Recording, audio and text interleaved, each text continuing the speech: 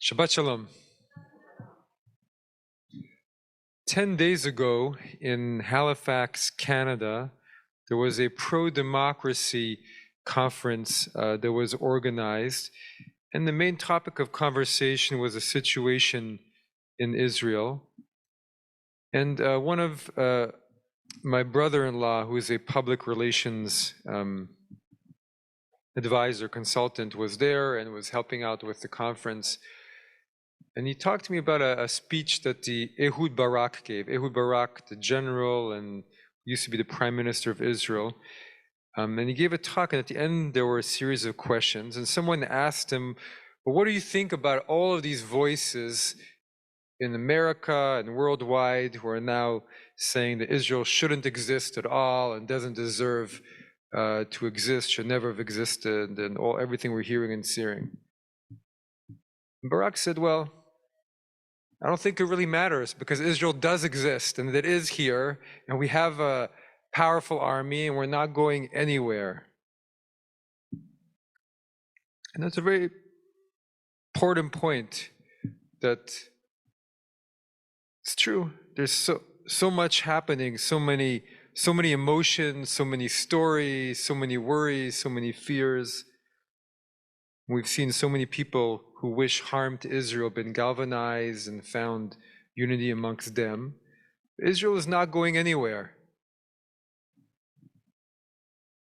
And even with the horrors committed on October 7th, Barak said, we should not let our own worries overcome us.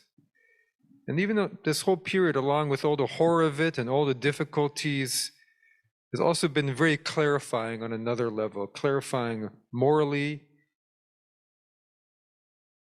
about who we are and who we're not, and also clarifying for others who are not Jewish as well.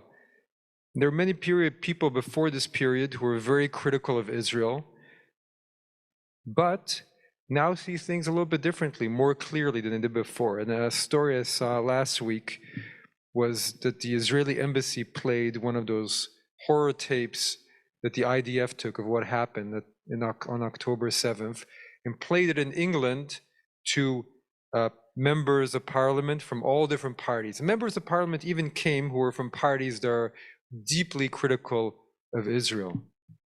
And they showed this video to them, and many of them walked out in tears. Some were stunned. They didn't move at the end. And some of them said, this will stay with us our whole life. And it was clarifying. And there's many people now of good conscience. I just came back from Washington, D.C., and someone at the airport somehow figured out that we were Jewish.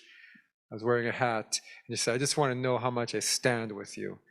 And I think people of good conscience, some of them are seeing really who we are, and also seeing who Hamas is. There's a saying that's only in the darkness that you see the light, and only in the light that you see the darkness. I remember after the march in Washington, I saw a whole group of articles, and one of them had comments. We spend so much time reading these comments these days, from people in England. And there's a whole bunch of people in England who saw the march and said, what a wonderful, peaceful march, not like the marches we're having here in England.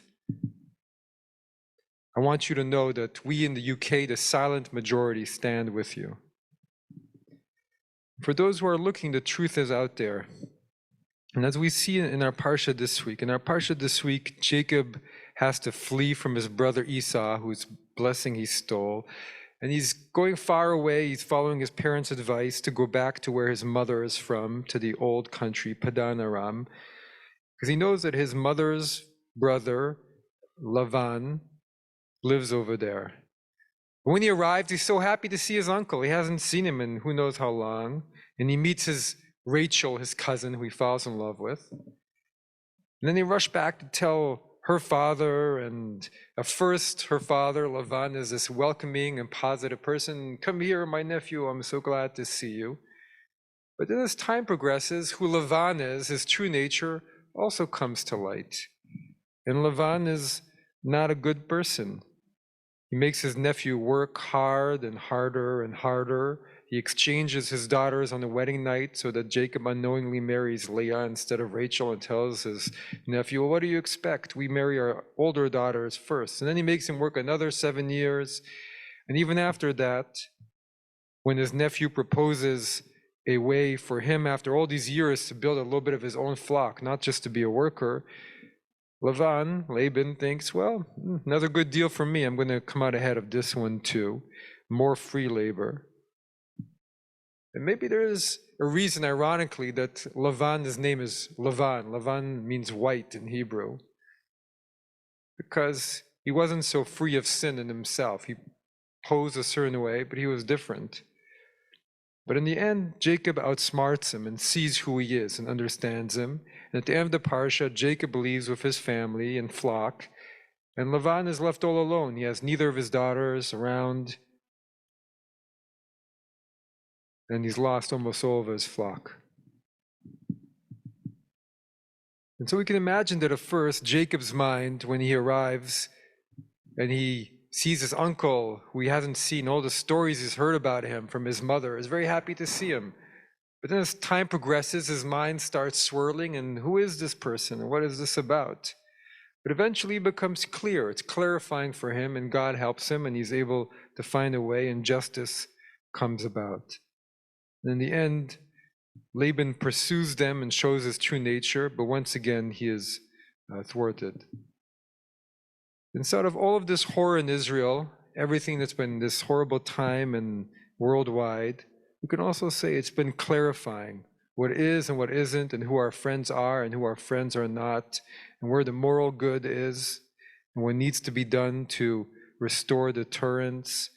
And we hope and pray also through all of it comes the path for redemption, that those who are our friends support us in this, and that the universe will help us find the justice that we deserve. Shabbat Shalom.